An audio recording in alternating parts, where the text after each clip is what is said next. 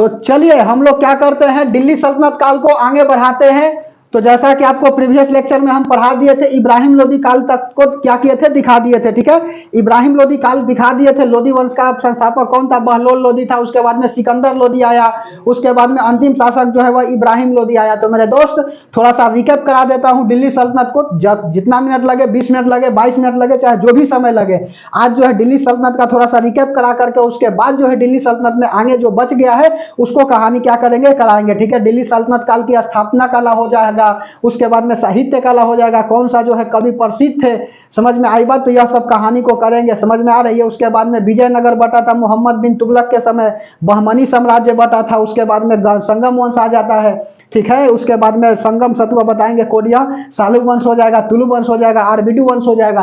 तो यह सब के बारे में क्या करेंगे, बतलाएंगे। ठीक है, तो बेहतर होगा कि कॉपी पेन लेकर के बैठिएगा और साथ में लिखते चलने का प्रयास करिएगा, क्योंकि आपको भी पता है कि लग चुकी है तलब मंजिल की, खुद को आग में झोंक लेंगे। ठोकरे कहती है मारा जाएगा, हौसला कहता है देख लेंगे। ठीक है, तो दिल्ली सल्तनत काल में हम लोग क्या देखेंगे,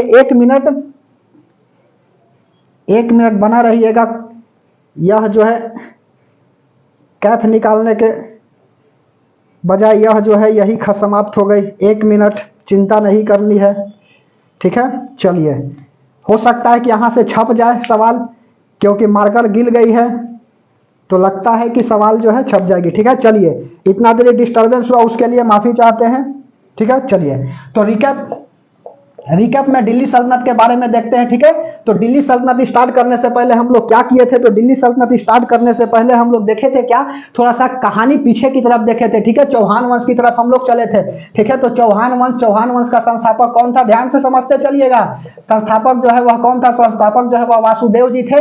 ठीक है, यह किसके सामंत थे, तो यह गुजरात प्रतिहार के सामंत थे। ठीक है, गुजरात के सामंत थे। उसके बाद में अगला शासक कौन आ जाता है, तो इसके बाद जो है अगला शासक आ जाता है अरुणोराज। ठीक है, सेकंड लिख दो, अरुणोराज आ जाता है। अरुणोराज के दरबार में कौन रहते हैं, तो अरुणोराज के दरबार में कवि रहता है जिसका नाम है बिगड़ाराज देव। ठीक है, इनका पुस्तक जो है ना हरिकेली किससे संबंधित है, संस्कृत नाट्य से संबंधित है। ठीक है, अरुणोराज, इसके दरबार में कवि कौन रहते थे, तो इसके दरबारी कवि रहते थे। लिख लीजिए, दरबारी कवि नहीं समझते चलिए, सब बात तो लिखाते हुए लिखा दिए हैं। दरबारी कवि कौन रहते थे, तो विग्रह देवराज। ठीक है, विग्रह देवराज चतुर्थ लिख लीजिएगा। और इनका पुस्तक क्या है, तो पुस्तक मेरे दोस्त, पुस्तक जो है वह हरिकेली है। ठीक है, हरिकेली हो गया। हरिकेली कैसा पुस्तक है, तो संस्कृत से है, संस्कृत नाट्य है। समझ में आई बात, संस्कृत में लिखा गया है, नाट्य है। उसके बाद में थर्ड कौन था, तो थर्ड जो है ना वह पृथ्वीराज चौहान थे। पृथ्वीराज क्या थे, चौहान थे। पृथ्वीराज चौहान कहाँ के शासक थे, तो यह राजस्थान के शासक थे।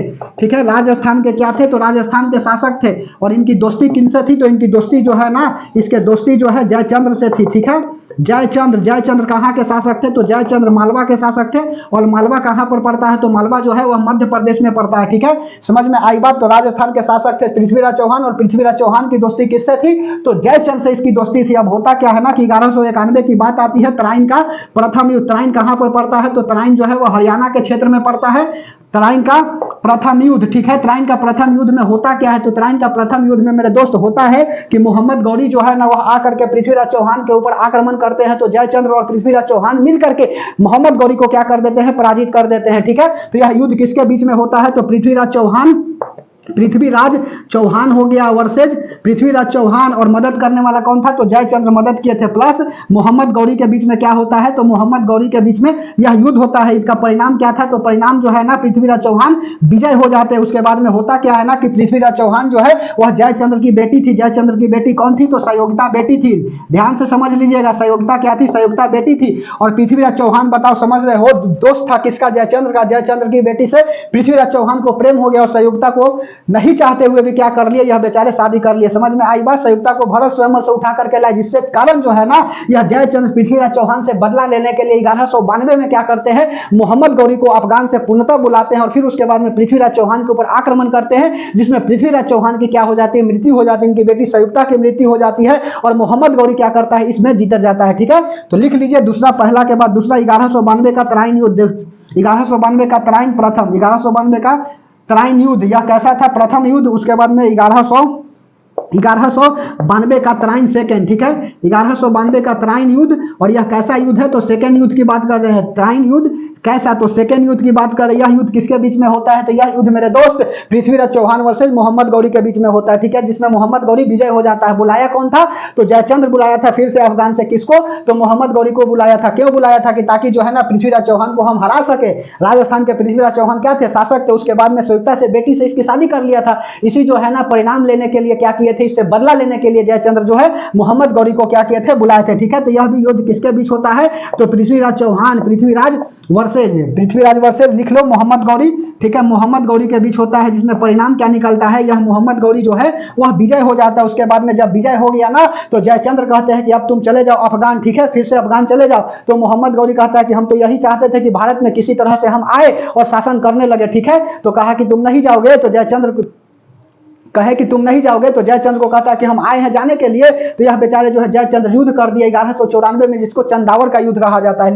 लिख लिए 1194 का चंदावर युद्ध, ठीक है, चंदावर युद्ध हो गया। यह चंदावर युद्ध जो है वह किसके बीच में होता है, तो यह चंदावर युद्ध जो है ना वह जयचंद्र वर्सेज मोहम्मद गौरी के बीच में होता है, जिसमें होता क्या है ना कि मोहम्मद गौरी जयचंद्र को पराजित कर देते। अच्छा हुआ ना जी, समझ लो, अपना दामाद को मरवा दिया, पृथ्वीराज चौहान को मरवा दिया। यह जयचंद्र भले ही दोस्त था, बाद में दामाद बन गया, वह अलग बात है, ठीक है, मरवा दिया। तो एक तो पृथ्वीराज चौहान का भी शासन चली गई, उसके बाद में जयचंद्र का भी शासन चला गया, मोहम्मद गौरी देख लो भारत में आ गया, ठीक है। तो 1194 का चंदावर युद्ध होता है किसके बीच में, तो जयचंद्र वर्सेज जयचंद्र कहानी समझते चलिए। जयचंद्र वर्सेज किसके बीच होता है, तो मोहम्मद गौरी के बीच में होता है, जिसमें मोहम्मद गौरी क्या हो जाता है, विजय हो जाता है। और इस तरह से क्या हो जाती है, इसका मोहम्मद गौरी का शासन हो जाता है, राजस्थान और मालवा के ऊपर शासन हो जाता है। लेकिन यही मोहम्मद गौरी का क्या था, मोहम्मद गौरी का गुलाम था कौन, तो गुलाम था कुतुबुद्दीन ऐबक। खाली ऐबक लिखता हूं, कुतुबुद्दीन ऐबक क्या था, इसका गुलाम था। और कुतुबुद्दीन ऐबक को क्या हो गया, मोहम्मद गौरी के बेटी से प्रेम हो गया। और मोहम्मद गौरी को बेटी से जब प्रेम हो गया ना, तो मोहम्मद गौरी नहीं चाहते हुए भी अपने गुलाम से क्या करा दिए, अपनी बेटी का शादी करवा दिया, ठीक है, अपनी बेटी का शादी करा दी। इस तरह से क्या आ जाता है, गुलाम वंश आ जाता है। और गुलाम वंश का संस्थापक कौन था, कुतुबुद्दीन ऐबक था। और कुतुबुद्दीन ऐबक का भी गुलाम कौन था, तो कुतुबुद्दीन ऐबक का भी गुलाम था इल्तुतमिश, ठीक है, इल्तुतमिश था। तो देख रहे हो, एक तो गुलाम खुद ऐबक गुलाम है, और इसका भी गुलाम कौन था, तो इल्तुतमिश था। इसीलिए इल्तुतमिश को क्या कहा जाता है, गुलामों का गुलाम कहा जाता है, ठीक है। गुलामों का गुलाम किसे कहा जाता है, तो गुलामों का गुलाम मेरे दोस्त इल्तुतमिश को कहा जाता है। कैसे गुलाम वंश आ रही है, बात को बता रहे हैं, ठीक है, ऐसा नहीं कि गुलाम वंश पर सीधे चल गए, ठीक है। तो गुलामों का गुलाम किसे कहा जाता है, इल्तुतमिश को कहा जाता है। अब देख रहे हो, ऐबक गुलाम था किसका, मोहम्मद गौरी का, और ऐबक का गुलाम था इल्तुतमिश। इल्तुतमिश को भी क्या हो गया, कुतुबुद्दीन ऐबक के बेटी से प्रेम हो गया। और कुतुबुद्दीन ऐबक जो है ना नहीं चाहते हुए भी अपना साम्राज्य जो है ना वह इल्तुतमिश को दे दिया और अपना दामाद बना लिया, ठीक है। इस तरह से क्या हो जाता है, गुलाम वंश का नींव आ जाती है, ठीक है, गुलाम वंश का स्थापना हो जाता है कुतुबुद्दीन ऐबक के द्वारा। लेकिन इससे पहले,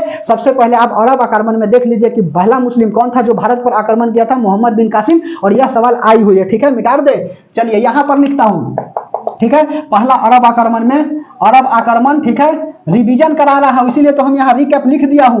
अरब आक्रमण में सबसे पहले आता है कि वह कौन सा मुस्लिम था जो भारत पर प्रथम बार युद्ध किया था, प्रथम बार आक्रमण किया था। मोहम्मद बिन कासिम ऐसा व्यक्ति था, ऐसा मुस्लिम था जो भारत पर प्रथम बार क्या किया था, आक्रमण किया था। किसके ऊपर आक्रमण किया था, तो 712 और 713 में किया था। पहला जो है ना आपका आक्रमण किया था हिंद के राजा, ठीक है, और उसके बाद में दूसरा आक्रमण किया था मुल्तान के ऊपर। समझ में आ रही है बात, हिंद प्रांत के राजा के ऊपर क्या किया था, आक्रमण किया था 712 में, और 713 में मुल्तान के ऊपर आक्रमण किया था। तो अरब आक्रमण में पहला जो है ना भारत पर मुस्लिम आक्रमण करने वाला प्रथम मुस्लिम, ठीक है, प्रथम मुस्लिम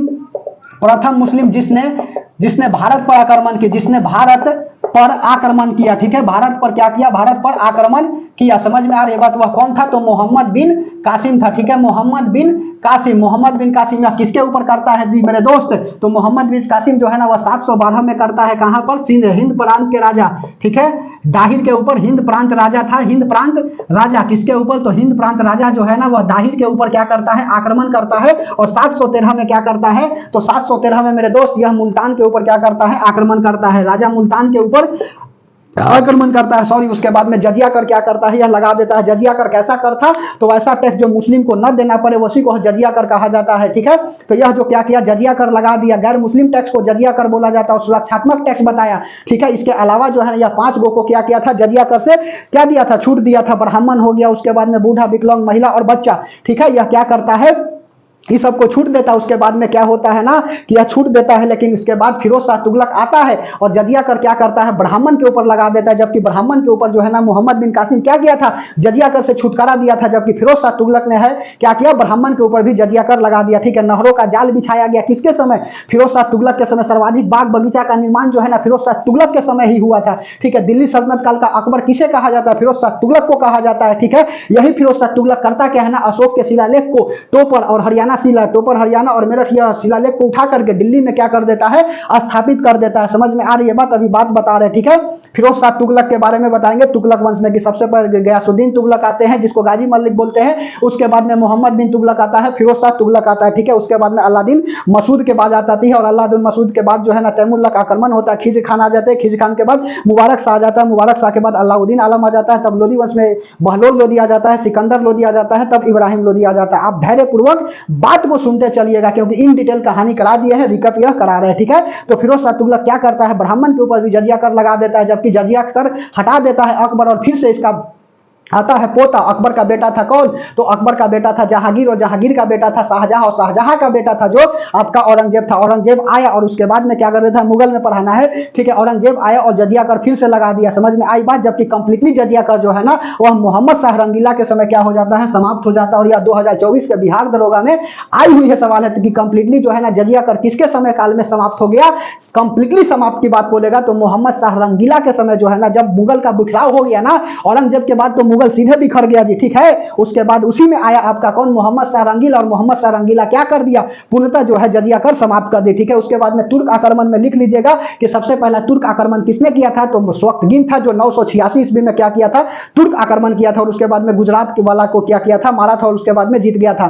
तो तुर्क आक्रमण करने वाला व्यक्ति कौन है, तो तुर्क आक्रमण करने वाला ध्यान से समझ लो, तुर्क आक्रमण करने वाला कौन है, तो तुर्क आक्रमण करने वाला मेरे दोस्त मोहम्मद नहीं, स्वक्तगीन। ठीक है, स्वक्तगीन कब करता है, तो यह 986 में क्या करता है, स्वक्तगीन आक्रमण करता है। तुर्क आक्रमण 986 में होती है। इसके बाद में महमूद गजनबी आ जाता है, जबकि गौरी अलग है, गजनबी अलग है, महमूद गजनबी आ जाता है इसके समय। ठीक है, दूसरा कौन आ जाता है, तो दूसरा जो है ना महमूद गजनबी आ जाता है। आप कंटेंट संभाल लीजिए, बाकी हम संभाल लेंगे। ठीक है, महमूद गजनबी आ जाता है और यह भारत पर आक्रमण करता है, लगभग जो है ना 17 बार भारत पर आक्रमण करता है। ठीक है, कब से कब तक, तो 1001 से लेकर के 1027 तक क्या करता है, भारत पर आक्रमण करता है, जिसमें से 1025 में क्या करता है, यह सोमनाथ के मंदिर को क्या कर लेता है, गुजरात सोमनाथ मंदिर को लूट लेता है। यह 16वां आक्रमण में क्या करता है, तो 16वां आक्रमण में जो है ना वह सोमनाथ के मंदिर को लूट लेता है, लिखावट पर नहीं, कहानी सुनते जाइए। 16वां आक्रमण में क्या करता है, सोमनाथ की मंदिर को लूट लेता है, और सोमनाथ की जब मंदिर को लूटता है ना तो इसको बहुत ज्यादा धन मिलती है।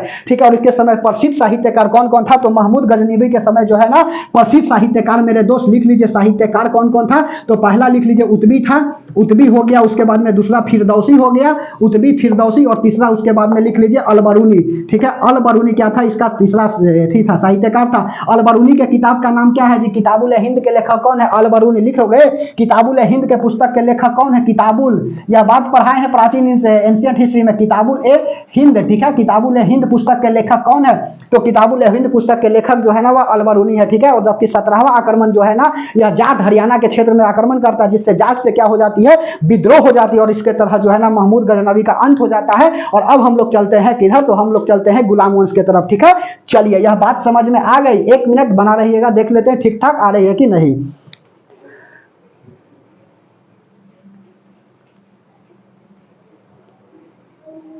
चलिए सब कुछ ठीक ठाक आ रही है, 13 मिनट में इतना कहानी बता दी, अपने आप में चैलेंज होता है बताना। ठीक है, इसीलिए मैं बोले है कि कुछ देर की खामोशी फिर शोर आएगा, पड़ोसी का वक्त है हमारा दौर आएगा। ठीक है, इसलिए ध्यान से समझते चलिएगा। आप 1 घंटा आप समझ लीजिए, आपका पूरा जो है ना दिल्ली सल्तनत समाप्त। यहां से यदि सवाल आएगी तो पीसीएस लेवल का लगा के चले जाइएगा। ठीक है, इसलिए ध्यान से समझिएगा, ओनली 1 आवर। ठीक है, तुम मुझे 1 आवर दो, हम तुम्हें सिलेक्शन दिला देंगे। ठीक है, ध्यान से समझते चलिए। बोलो, तुम मुझे खून दो मैं तुम्हें आजादी दूंगा, सुभाष चंद्र बोस। वो खून कहो किस मतलब का जिसमें उबाल का नाम नहीं, वो खून कहो किस मतलब का जो आ सके देश का काम नहीं, वो खून कहो किस मतलब का जिसमें जीवन न रवानी है, जो परवश होकर बहता है वह खून नहीं है पानी है। उस दिन लोगों ने खून की सही सही कीमत पहचानी थी जिस दिन सुभाष ने बर्मा में मांगी उनसे कुर्बानी थी। बोले स्वतंत्रता के खातिर बलिदान तुम्हें करना होगा, तुम जी चुके हो जिग में लेकिन आगे मरना होगा। आजादी की परवान कहीं पैसों पर खेला जाता है या शीश कटाने का सौदा नंगे सिर झेला जाता है। आजादी कहीं काली स्याही लिख पाती है, इसको लिखने के लिए खून की नदियां बहाई जाती है। यूं कहते कहते नेता की आंखों में खून उतर आया, मुंह वक्त और न गई दमक उठी रक्तम काया। अजानू बाहू ऊंची करके बोले रक्त तुम मुझे देना, इसके बदले में भारत की आजादी तुम मुझसे ले लेना। हो गई सभा में उथल पुथल, सीने में दिल न समाते थे, स्वर इनकलाब के नारों को सोथक छाए जाते थे।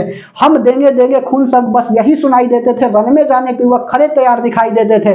बोले सुभाष इस तरह नहीं बातों से मतलब सरता है, वह आगे है जो खुद को हिंदुस्तानी कहता है। मैं कफन बढ़ाता हुआ आगे है जो हंसकर लेता है।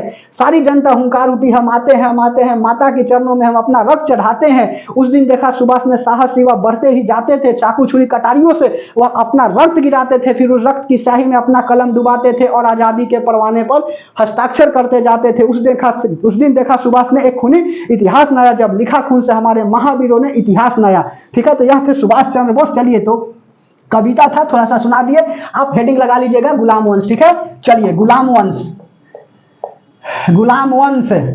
ठीक है, राहें जहां तक जाएगी राहगीर वहां तक जाएंगे। तुम दरिया से क्या पूछते हो कि नीर कहां तक जाएगा, खींच धनु की डोरी साधो अपनी मंजिल का, बाकी बाद में देखेंगे कि तीर कहां तक जाएगा। ठीक है, गुलाम वंश का संस्थापक यह कब से कब तक चला था गुलाम वंश, तो लिख लीजिए गुलाम वंश जो है ना वह चला था आपका 1206 से लेकर के 1290 तक चला था। इसका संस्थापक कौन है, तो इसका संस्थापक मेरे दोस्त कुतुबुद्दीन ऐबक नहीं लिखेंगे, खाली ऐबक लिखेंगे, समझ जाइएगा। कुतुबुद्दीन ऐबक नहीं लिखेंगे, खाली ऐबक लिखेंगे। इसका शासनकाल कब से कब तक रहा, तो ऐबक का शासनकाल जो है ना वह 1206 से लेकर के 1210 तक रहा। उसके बाद में इसका गुरु का नाम क्या था, तो गुरु का नाम जो है ना काका, समझ जाओ ना, गुरु मतलब काका, तो बख्तियार काकी। ठीक है, बख्तियार काकी, इसके गुरु का नाम क्या था, तो गुरु का नाम जो है ना वह बख्तियार काकी। इसी के याद में क्या करता है, कुतुब मीनार बनाता है। कुतुब मीनार कहां पर है, तो कुतुब मीनार जो है ना वह दिल्ली में है। ठीक है, कुतुब मीनार कहां पर है, तो कुतुब मीनार दिल्ली में है। तो कुतुब मीनार का निर्माण करवाने वाला कौन है, तो कुतुबुद्दीन ऐबक है। किसके याद में करवाता है, तो अपने गुरु जो है ना बख्तियार काकी के याद में क्या कराता है, निर्माण कराता है। उसके बाद में एक लिख लो, दूसरा नंबर जो है ना 2.5 दिन का झोपड़ा कहां पर है, तो 2.5 दिन का झोपड़ा जो है ना वह अजमेर में है। जो करता क्या है ना, इसका भी निर्माण कराने वाला कौन है, तो इसका भी निर्माण कराने वाला आपका ऐबक है। 2.5 दिन का झोपड़ा, 2.5 दिन का झोपड़ा, 2.5 दिन का झोपड़ा कहां पर है, तो 2.5 दिन का झोपड़ा जो है ना वो अजमेर राजस्थान में पड़ता है। ठीक है, ऊंटों का मेला पुष्कर धामी जो है ना यही अजमेर में लगता है जी मेला। ठीक है, ध्यान से समझिएगा। रेगिस्तान है, रेगिस्तान का पशु किसे कहा जाता है, ऊंट को कहा जाता है। और रेगिस्तान क्षेत्र ज्यादातर जो है ना कहां पर पड़ता है, तो बलूचिस्तान आपका लगे क्या बोलता है, राजस्थान के क्षेत्र में पड़ता है। ठीक है, और यहीं पर क्या है जी पुष्कर मेला लगता है। तो ध्यान से चलो, जब हम पढ़ाएंगे ना क्या जनरल नॉलेज तब बता देंगे ये सब बात। ठीक है, 2.5 दिन का झोपड़ा, 2.5 दिन का झोपड़ा कहां पर है, तो अजमेर में है। और निर्माण करवाने वाला कौन है, तो कुतुबुद्दीन ऐबक। उसके बाद में कुबुत्तुल इस्लाम महदीद, कुबुत्तुल, ठीक है, कुबुत्तुल, ठीक है, कुबुत्तुल इस्लाम महदीद कहां है, तो कुबुत्तुल इस्लाम मस्जिद जो है ना वह दिल्ली में। और इसका निर्माण कराने वाला भी कौन है, तो कुतुबुद्दीन ऐबक ही है। ठीक है, उसके बाद में इसका, उसके बाद लिखोगे क्या, तो इसका सेनापति कौन है, तो मेरे दोस्त सेनापति जो है ना, इसका सेनापति कहे का अर्थ है तो सेनापति बख्तियार खिलजी। ठीक है, बख्तियार खिलजी। ठीक है, बख्तियार खिलजी क्या है, तो बख्तियार खिलजी जो है ना इसका सेनापति है। बख्तियार खिलजी क्या करता है, बिहार शरीफ बनाता है। ठीक है, बिहार शरीफ बनाया, क्यों बनाया, तो मेरे दोस्त यह बिहार शरीफ जो है ना गुप्त वंश में सबसे जो है ना शिक्षा का केंद्र नालंदा विश्वविद्यालय था। और नालंदा विश्वविद्यालय को यही बख्तियार खिलजी करता क्या है ना 1198 में नालंदा विश्वविद्यालय को ध्वस्त कर देता है। गुप्त काल में जो है ना एक शिक्षा का बहुत अच्छा केंद्र था जिसमें महायान की शिक्षा दी जाती थी। ठीक है, यह बात को लिख लीजिएगा कि नालंदा विश्वविद्यालय में किसकी शिक्षा दी जाती थी, तो महायान की शिक्षा दी जाती थी। जबकि भागलपुर यूनिवर्सिटी में किसकी शिक्षा दी जाती थी, तो भागलपुर यूनिवर्सिटी में जो है ना विक्रमशिला भागलपुर यूनिवर्सिटी, इसमें जो है ना हीनयान की शिक्षा दी जाती थी। ठीक है, समझ में आ रही है बात। तो बख्तियार खिलजी करता क्या है ना, तो कुमार गुप्त के द्वारा बनवाया गया था नालंदा विश्वविद्यालय, जिसकी स्थापना जो है ना कुमार गुप्त किया था। और 1198 में बख्तियार खिलजी क्या कर दिया, नालंदा विश्वविद्यालय को ध्वस्त कर दिया। नालंदा नालंदा विश्वविद्यालय, नालंदा विश्वविद्यालय को क्या करता है, ध्वस्त कर देता है। कहानी समझते चलो कब, तो 1198 में कर देता है। उसके बाद में होता क्या है ना, उसके बाद में होता है कि 1210 में क्या होता है, चौगान खेलते समय इसकी लाहौर में क्या हो जाता है, मृत्यु हो जाता है। और यहीं पर भी क्या है, इसका मकबरा है, जबकि राजधानी जो है ना कुतुबुद्दीन ऐबक के समय लाहौर ही थी। ठीक है, तो लिख लो ऐबक के समय राजधानी क्या था, ऐबक के समय राजधानी जो है ना, राजधानी यह लाहौर थी। ठीक है, लाहौर थी। और यहीं पर क्या हो जाता है, इनका मकबरा भी है। लाहौर में क्या है, मकबरा है। मृत्यु कब हो जाती है, 1210 में मृत्यु हो जाती है। कैसे, चौगान खेलते समय। चौगान क्या है, तो चौगान जो है ना घोड़ा पर बैठ करके और नीचे बॉल को मारना होता है। ठीक है, घोड़ा पर बैठ करके बॉल को मारना होता है। बॉल को मारने के चक्कर में बेचारा गिर गया और उसके बाद में इसकी मृत्यु हो जाती है कुतुबुद्दीन ऐबक का। समझ में आ रही है बात। उसके बाद में और लिखोगे, कुतुब मीनार का ऊपरी छाती जो है ना ध्वस्त हो गया था, बिजली गिरने के कारण ऊपरी पार्ट जो है ना ध्वस्त हो गया, जिसको संपूर्ण किसने कराया, फिरोज शाह तुगलक ने कराया। ठीक है, संपूर्ण कराया। ठीक है, संपूर्ण किसने कराया, तो संपूर्ण जो है ना वह फिरोज शाह तुगलक कहलाया। ठीक है, फिरोज शाह तुगलक। ठीक है, फिरोज शाह तुगलक क्या करता है, इसको संपूर्ण कराता है। ठीक है, समझ में आ रही है, संपूर्ण कराता है कौन, तो फिरोज शाह तुगलक जो है वह संपूर्ण करा देती है। बात समझ में आ गई, संपूर्ण कौन कराया, तो संपूर्ण मेरे दोस्त फिरोज शाह तुगलक करा देता है। उसके बाद में और क्या होती है, तो उसके बाद में होता है क्या ना कि अलाउद्दीन खिलजी आता है। और अलाउद्दीन खिलजी जो है ना कुतुब मीनार से भी ऊंचा मीनार बनवाना चाहता था। अलाई मीनार जो है यह सक्सेस नहीं हुआ, तो यही कारण जो है ना यह अलाई दरबार बना देता है कुतुबुल मस्जिद के सामने। ठीक है, तो यहाँ पर कुतुबुल इस्लाम मस्जिद के सामने क्या करता है, अलाई दरबार बना देता है। अलाई दरबार बनवाया, अलाई दरबार बनवाया। कौन बनवाया, तो अलाई दरबार जो है ना वह बनाता है अलाउद्दीन खिलजी। ठीक है, अलाउद्दीन खिलजी अपने आप को सिकंदर द्वितीय कहता था जी, अली गुरसप्पा इसका बचपन का नाम था। ठीक है, तो अलाउद्दीन खिलजी क्या करता है, अलाई दरबार बनवा देता है। उसके बाद में कुतुबुद्दीन ऐबक के बाद कौन आ जाता है, तो कुतुबुद्दीन ऐबक के बाद जो है ना नेक्स्ट शासक सेकंड जो है ना वो आराम शाह आ जाता है। आराम शाह आ जाता है। अच्छा, कुतुबुद्दीन ऐबक के समय दो गो साहित्यकार प्रसिद्ध थे, एक मिनहुस सहसराज और एक हसन निजामी। लिख लो, इसके समय साहित्यकार काहे छोड़ेंगे, साहित्यकार जो है ना वह कौन कौन था, तो मिनहाज यह न है, मिनहाज उप सिराज, सिराज की बात नहीं कर रहे हैं, मिनहाज उप सिराज। इसका पुस्तक क्या है, तबकात ए नासरी।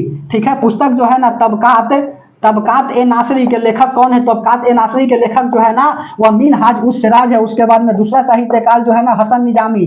ठीक है, हसन निजामी क्या है, तो सेकंड इसका साहित्यकार रहता था इसके दरबार में कुतुबुद्दीन ऐबक के समय। ठीक है, तो तबकात ए नासरी और उसके बाद में ताज उल नासरी। ठीक है, किताब इसका लिख लो, ताज उल नासरी। ठीक है, ताज उल नासरी पुस्तक के लेखक कौन है, तो हसन निजामी है। और मिनहाज उस सिराज जो है ना उसका पुस्तक क्या है, तबकात ए नासरी। किसके दरबार में रहता था, तो यह दो प्रसिद्ध साहित्यकार जो है ना वह कुतुबुद्दीन ऐबक के दरबार में रहता था। कुतुबुद्दीन ऐबक के बाद जो है ना वह सेकंड शासक कौन आ जाता है, तो आराम शाह आ जाता है। 1210 में मर जाता है कौन, तो 1210 में मर जाता है कुतुबुद्दीन ऐबक। और उसके बाद कौन आ जाता है, तो उसके बाद जो है ना आराम शाह आ जाता है। यह अयोग्य था।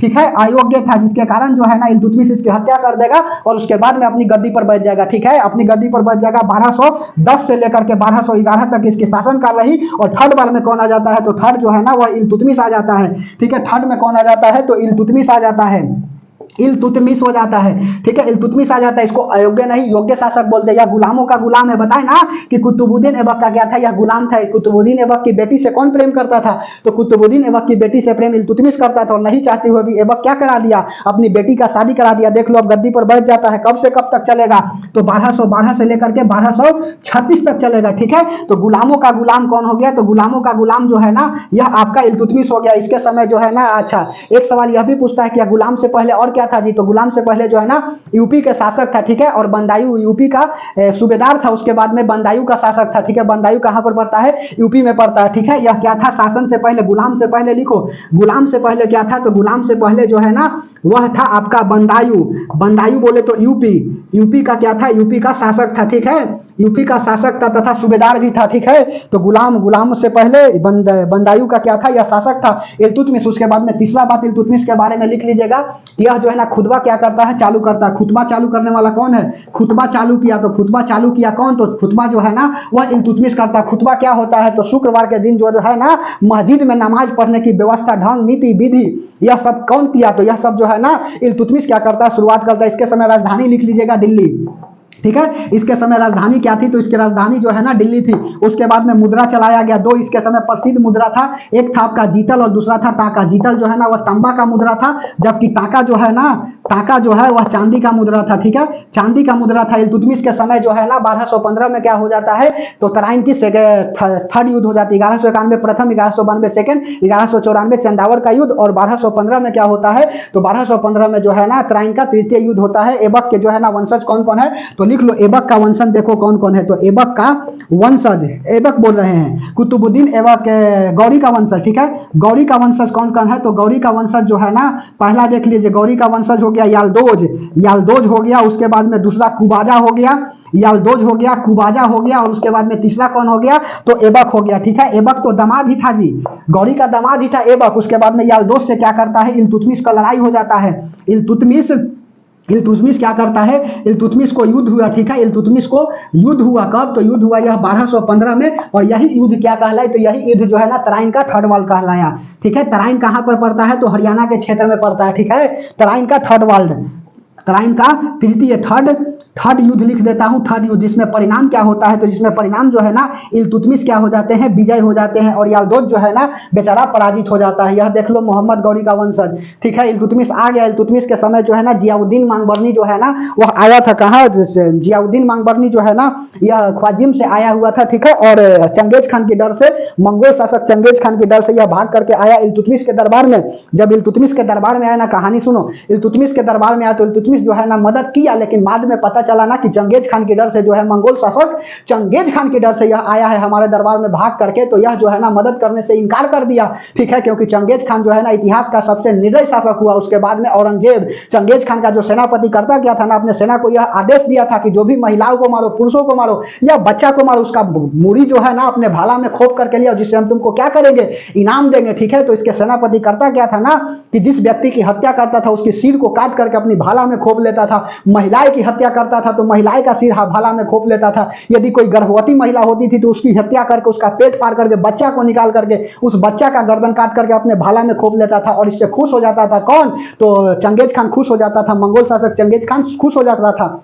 जिसके डर से इल्तुतमिश क्या करता है, इल्तुतमिश जो है ना मांगबरनी को मदद ही नहीं करता है, ठीक है। और इस तरह से क्या करता है, यह बेचारा अपने दिल्ली सल्तनत काल को बचा लेता है, इसीलिए इसको योग्य शासक बोला जाता है। सही नहीं किसी को योग्य बोला जाता है। अब मदद कर देता जियाउद्दीन मांगबरनी को, तो जियाउद्दीन मांगबरनी को यह मदद कर देता, तो इल्तुतमिश को मारने में थोड़ा सा भी देरी लगता जी, समझ में आ रही है बात। चंगेज खान सीधे उड़ा देता इल्तुतमिश को। इस तरह से क्या करता है, चंगेज खान के डर से दिल्ली को बचा लेता है। चंगेज खान के बाबूजी का नाम क्या है, यसुगई बहादुर, लिखोगे चंगेज खान का पिता लिख लो यसुगई बहादुर, ठीक है। समझ में आ रही है बात। मंगोल शासक चंगेज खान, ठीक है। उसके बाद में इल्तुतमिश क्या करता है, तो इल्तुतमिश जो है ना 40 दल द्वारा अपना मंत्रिमंडल बनाता है, जिसके तुर्क ए चहलगामी कहते हैं, ठीक है। इल्तुतमिश क्या करता है, मिटा रहे इसको, चलिए मिटा दे। समझ में आ रही है तो बहुत बहुत धन्यवाद।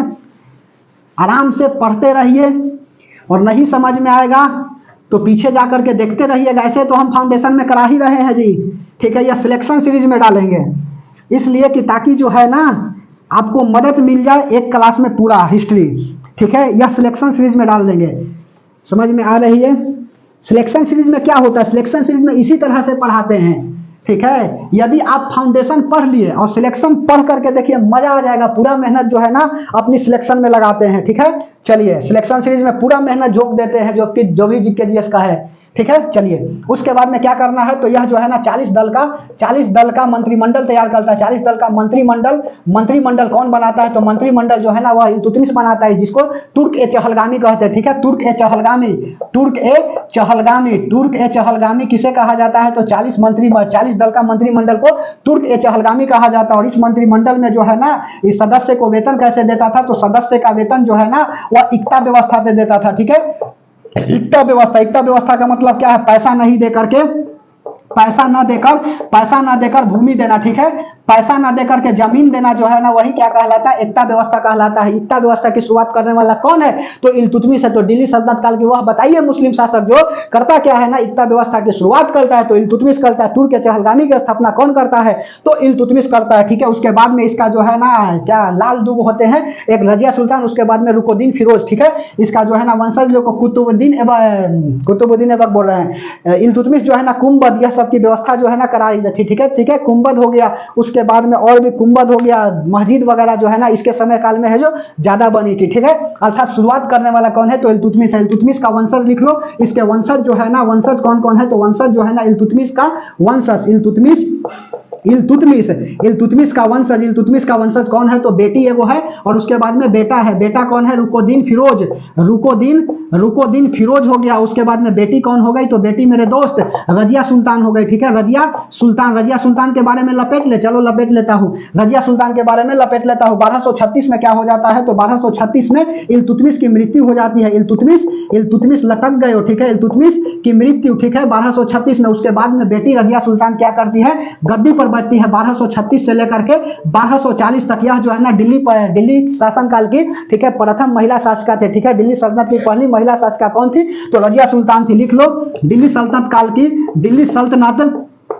सल्तनत काल की पहला महिला शासक, दिल्ली सल्तनत काल की प्रथम महिला शासिका कौन थी तो प्रथम महिला शासिका जो है ना वह रजिया सुल्तान थी। ठीक है, रजिया सुल्तान थी, दिल्ली सल्तनत काल की प्रथम महिला शासिका रजिया सुल्तान थी। रजिया सुल्तान को प्यार हो गया था किससे, मलिका याकूत से प्रेम हो गया था। ठीक है, और मलिका याकूत से यह प्रेम करती थी, लेकिन यह जो है 1240 ताबर हिंद पंजाब में पड़ता है, यहाँ पर अल्तुनिया के ऊपर आक्रमण करता है ना, तो यह बेचारा अल्तुनिया जो इसको मार देता था। शुरू में तो रजिया सुल्तान जीत ही रही थी, लेकिन यह 40 दल वाला जो मंत्रिमंडल इल्तुतमिश इसके बाप बना करके गया है, रजिया सुल्तान को क्या करता था, रजिया सुल्तान को पसंद ही नहीं करता था। ठीक है, कि रजिया सुल्तान महिला है जी, यह क्या करेगी, और यही कारण है ना कि यह दल क्या करता है, इसके साथ विश्वासघात कर देता है। और 1240 में क्या हो जाती है, कैथल में रजिया सुल्तान की मृत्यु हो जाती है, प्लस अल्तुनिया की भी मृत्यु हो जाता है। ठीक है, यह प्रथम प्रेम करती थी किससे तो प्रेम करती थी पहला बात मलिका याकूत से।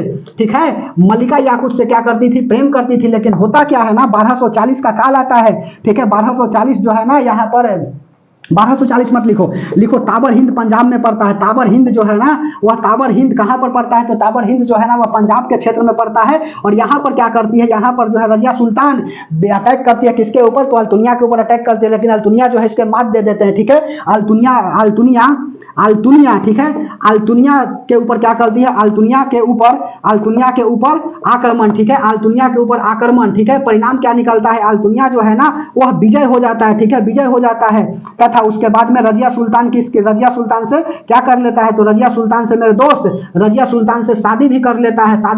तो अब यह दोनों क्या हो गया, पति पत्नी हो गए। ठीक है, रजिया सुल्तान प्लस अल्तुनिया क्या हो गया तो रजिया सुल्तान और अल्तुनिया जो है ना यह दोनों पति पत्नी हो गई। और पति पत्नी हो गई तो 1240 में कैथल हरियाणा के क्षेत्र में पड़ता है। ठीक है, कैथल कहां पर पड़ता है तो हरियाणा में पड़ता है, कैथल हरियाणा में पड़ता है। और कैथल में क्या हो जाता है, यही मंत्रिमंडल जो है ना 40 दल वाला इसकी क्या कर देता है, मृत्यु कर देता है, मतलब हत्या कर देता है। हत्या कर देता है कौन तो हत्या कर देता है यही जो 40 मंत्रिमंडल बनाया था ना जी, 40 दल का मंत्रिमंडल, इसके बाद इल्तुतमिश यही मिल करके रजिया सुल्तान को क्या कर दिया, मौत के घाट उतार दिया। और उसके बाद में 41 और 42 2 साल जो है ना बहराम शाह शासक पर बैठा रहा, लेकिन यह अयोग्य था। ठीक है, और उसके बाद में क्या आता है, इसके बाद आ जाता है नसरुद्दीन शाह आ जाता है। नसरुद्दीन शाह आया और उसके बाद में इसको ठोक ठाक करके ठीक कर दिया। समझ में आई बात, बोलिए। तो 1240 हो गया। और क्या लिखिएगा, एक नोट में बात लिख लीजिए, क्या लिखिएगा कि एल्किस्टन ने कहा था ना कि यदि रजिया सुल्तान क्या थी, यदि रजिया सुल्तान महिला नहीं होती ना तो इसको महान शासकों में क्या लिया जाता, नाम लिया जाता। ठीक है, तो एल्किस्टन लिख लो। एल्किस्टन ने कहा यदि रजिया सुल्तान, अच्छा गुलाम वंश को ममलुक वंश भी बोला जाता है जी, ममलुक वंश भी कहा जाता है। ठीक है, गुलाम वंश को ममलुक वंश भी कहा जाता है। एल्किस्टन ने क्या कहा तो एल्किस्टन ने कहा कि यदि रजिया सुल्तान महिला नहीं होती, रजिया सुल्तान महिला न होती, ठीक है, रजिया सुल्तान महिला न होती तो महान शासकों में नाम लिया जाता, तो महान शासकों में नाम लिया जाता, महान शासकों में नाम लिया जाता। ठीक है, महान शासकों में नाम लिया जाता। ठीक है, जो भी महान शासकों में नाम क्या किया जाता, लिया जाता। उसके बाद में 1240 से लेकर के 42 तक कौन शासन पर बैठता है तो बहराम शाह बैठता है। ठीक है, बहराम शाह क्या करता है तो बहराम शाह जो है ना 40 से 42 में बैठ जाता है शासन पर। और होता क्या है ना, यह बहराम शाह अयोग्य था। ठीक है, अयोग्य था जिसके कारण जो है ना इसकी हत्या कौन कर देता है तो इसकी हत्या जो है ना नसीरुद्दीन शाह कर देता है, नसरुद्दीन। ठीक है, नसरुद्दीन शाह क्या कर देता है तो नसरुद्दीन शाह जो है ना ये इसकी हत्या कर देता है। इसको हम लोग क्या बोलते हैं, अलाउद्दीन मसूद शाह भी बोला जाता है। लिख लो, इसी का नाम क्या है तो इसी का नाम जो है ना अलाउद्दीन ठीक है। अलाउद्दीन मसूद शाह भी बोला जाता है इसी को, अलाउद्दीन मसूद शाह किसे कहा जाता है, तो नसरुद्दीन शाह को ही अलाउद्दीन मसूद शाह भी कहा जाता है। ठीक है, यह करता क्या है ना, तो यह ऐसा शासन करता था ना जी, नसरुद्दीन शाह का शासनकाल 42 से लेकर के 46 तक था। ठीक है, 1242 से लेकर के 46 तक शासन कर रहा, और इसमें क्या करता है, अपने शासनकाल में रहा तो अपने मंत्रिमंडल में बलबन को क्या करता है, शामिल करता है, और उसके बाद में इसको करता क्या है ना, बलबन को उल्लू खान की उपाधि देता है। ठीक है, अपने मंत्रिमंडल में अपने मंत्रिमंडल में क्या किया, अपने मंत्रिमंडल में बलबन को शामिल किया। ठीक है, बलबन को क्या किया, बलबन को शामिल करता है। ठीक है, हम लिखे के ऊपर ध्यान नहीं दे रहे हैं, कहानी सुनते जाइएगा। अपने मंत्रिमंडल में बलबन को शामिल किया। नसरुद्दीन शाह जो है ना, कम खर्च करने वाला व्यक्ति था। ठीक है, कम खर्च करने वाला शासन करता, बोलो कम खर्च करने वाला। यह कैसे करता था, इसको मतव्ययी खर्च भी बोला जाता है जी। बिना मन के खर्च नहीं करने वाला को मतव्ययी खर्च बोला जाता है, करने वाला व्यक्ति। कम खर्च करने वाला को मतव्ययी खर्च मतलब करने वाला व्यक्ति कहा जाता है। टोपी बेचकर क्या करता था, टोपी बेचकर गुजारा करता था। ठीक है, तो पूछ देगा ना कि मान के चलिए पूछ दिया कि बताओ दिल्ली सल्तनत काल के वह कौन सा शासक था जो अपना गुजारा टोपी बेच करके करता था, तो यही जो है ना नसरुद्दीन मसूद शाह करता था। नसरुद्दीन शाह या इसी को बोलिए अलाउद्दीन मसूद शाह। ठीक है, या अपने मंत्रिमंडल में बलबन को क्या कर लिया, अपने मंत्रिमंडल में मेरे दोस्त बलबन को क्या कर लिया, शामिल कर लिया। ठीक है, अपने मंत्रिमंडल में बलबन को शामिल कर लिया, और बलबन को क्या कर दिया, उल्लू खान की उपाधि दे दी। ठीक है, उल्लू खान का क्या कर दिया, उल्लू खान की उपाधि दे दिया। ठीक है, तो सवाल पूछ लेगा कि बलबन को उल्लू खान की उपाधि देने वाला व्यक्ति कौन है, वो उपाधि देने वाला शासक कौन है, तो नसरुद्दीन शाह या उसी को अलाउद्दीन मसूद शाह बोलते हैं। ठीक है, अब हेडिंग लगा लीजिएगा 46 से लेकर के 87 बलबन। ठीक है, मिटा दे। चलिए, समझ में आ रही है बात, इतना बात यदि आप समझ में आ रही है और इतना अच्छा से आपकी यदि आपको याद है तो बहुत बहुत धन्यवाद, आपकी तैयारी बहुत अच्छी चल रही है। बात खत्म। ठीक है, समझ में आ रही है बात। सिलेक्शन सीरीज मतलब सिलेक्शन दिलाना। ठीक है, एक तरह से रिवीजन भी हो जाएगा, और उसके बाद में होगा क्या कि आपको मदद भी मिल जाएगी सिलेक्शन सीरीज में। उसके बाद में जो फाउंडेशन पढ़ के आया है उसको तो कंप्लीट मिलेगा ही मिलेगा। ठीक है, चलिए उसके बाद में अगला लिख लीजिएगा क्या, बलबन। ठीक है, बलबन में कहां से कहां तक, तो 1246 से लेकर के 87 तक। बलबन का ही नाम क्या है, बलबन का नाम है उल्गू खान। ठीक है, उल्गू खान इसी का नाम है। उसके बाद में और लिखोगे, यह गद्दी पर बैठा, गद्दी पर किस नाम से बैठा, गद्दी पर बैठा, तो गद्दी पर बैठा जो है ना, इसका नाम था गयासुद्दीन बलबन। ठीक है, लिख लो, गयासुद्दीन बलबन के नाम से क्या करता है, गयासुद्दीन बलबन के नाम से जो है ना, गयासुद्दीन बलबन के नाम से क्या करता है, गद्दी पर बैठता है। इस जो है ना सजदा तथा पैबोस व्यवस्था लागू किया। सजदा प्लस पैबोस व्यवस्था की शुरुआत, पैबोस सजदा प्लस पैबोस व्यवस्था क्या किया, शुरुआत किया, व्यवस्था की शुरुआत। ठीक है, नौरोज त्योहार की शुरुआत है। ठीक है, नौरोज का है, तो नौरोज जो है ना यह फारसियों का त्योहार है। पारसियों का त्योहार कौन है, तो पारसियों का त्योहार जो है ना वह नौरोज है। इसकी शुरुआत करने वाला कौन है, तो नौरोज त्योहार का शुरुआत करता जो है ना यही बलबन है। ठीक है, यह जो है ना क्या करता है, तो यह जो है ना ईरान का शासक था जी। ठीक है, यह ईरान का शासक था, लिख लो, ईरान का शासक था, ईरान का शासक था, लिख लीजिएगा, ईरान का क्या था, यह शासक था। ठीक है, नौरोज पारसियों का त्योहार है, शुरुआत। उसके बाद में और क्या होता है, अपने आप को जो है ना ईश्वर का प्रतिनिधि बताया। ठीक है, कि हम जो है ना ईश्वर का प्रतिनिधि है। ठीक है, ईश्वर का प्रतिनिधि बताया, तो अपने आप को ईश्वर का प्रतिनिधि बताने वाला कौन है, तो यही बलबन है। उसके बाद में यह जो है ना ईश्वर का प्रतिनिधि बताया तथा एवं लौह तथा रक्त की नीति अपनाई, एवं लौह प्लस लौह एवं लौह प्लस रक्त की नीति। ठीक है, लौह प्लस रक्त की नीति अपनाया। ठीक है, लौह एवं रक्त की नीति अपनाया। इसके समय जो है ना दीवान ए अर्ज, ठीक है, दीवान ए अर्ज की स्थापना करता है जो सैनिकों से संबंधित है। ठीक है, दीवान ए अर्ज की स्थापना किया। ठीक है, दीवान ए अर्ज की क्या किया, तो दीवान ए अर्ज की स्थापना किया। ठीक है, स्थापना किया, यह स्थापना किया क्यों, यह जो है ना सैनिक से संबंधित थी। ठीक है, सैनिक से संबंधित। ठीक है, सैनिक से संबंधित कौन था, तो सैनिक से संबंधित जो है ना दीवान ए अर्ज था। ईश्वर का प्रतिनिधि बताया, लौह रक्त की नीति अपना, नौरोज पारसियों का त्योहार की शुरुआत की, सजदत प्लस पैबोस व्यवस्था की शुरुआत की, गद्दी पर बैठा गयासुद्दीन बलबन के नाम से।